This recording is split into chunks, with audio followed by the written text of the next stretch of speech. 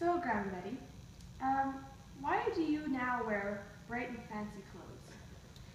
The reason I wear bright and fancy clothes is because my whole life, when I went to the residential school, we wore the same clothes. Everyone was like we were cloned, and this is a part of my culture to wear these fancy bright clothes, so it works out good. Okay. Yeah. And why did your mother not want you in the house and kicked you out? Well, the reason she kicked me out was because, well, at first it wasn't her fault. She couldn't take care of me, and so she kicked me out, and that's all she knew, right? It was just me and her, and she went to the residential school. That's all she was taught, was she couldn't take care of me. It was plain and simple. I had to leave. When your dad found you, how did the family react and treat you? That my family treated me like I'd been there the whole time. He treated me like I was just his average daughter, and everything was good. We did everything as a family together. It's like I was always there. Why did your dad take you out to Sugar Falls? Well, the reason he took me out to Sugar Falls because he wanted me to know and remember that we are Native and we speak the Cree language, and he knew that I was going to this residential school, and he wanted me to know that I was always gonna be there, be Native, no matter what happened.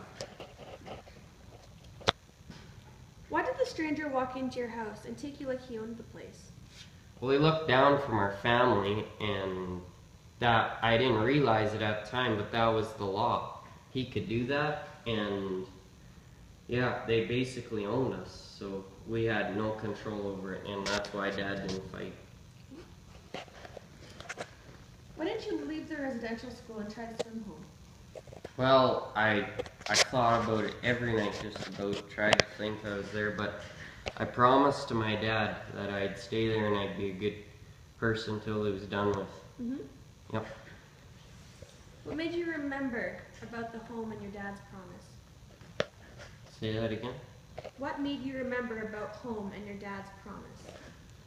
Well, the home was just across the river, right? And when I went in, the one day I was working, we had to pick potatoes, and I was working, and I forgot all about it from all the anger and such that we went through there, and I went into the water the one day, and I realized that, hey, I promised Dad that I'd stay here and be good until I was done, so that day forward I was good.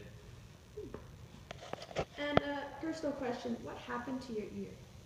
Well, the one day Sister Marie caught me speaking Cree language, and she slapped me to the ground, and then she told me to get up, and I hurt. She kicked me, and I could never hear out of this ear again till never. Till this day. Why did you end up changing your name to Betty? Well, because I was, it was to honor my friend, really. She was a good friend of mine, and she got murdered, so I ended up changing my name to Betty to honor her. Wow. Yep. And the last question, what did you end up doing when you grew up? Well, I ended up graduating from high school after I was done, and I taught some Cree to some kids after it was just about vanished, and I also wrote books. I became an author, and till this day I've been doing such things like that. Yep. Very interesting. Thank you. Yep, you betcha.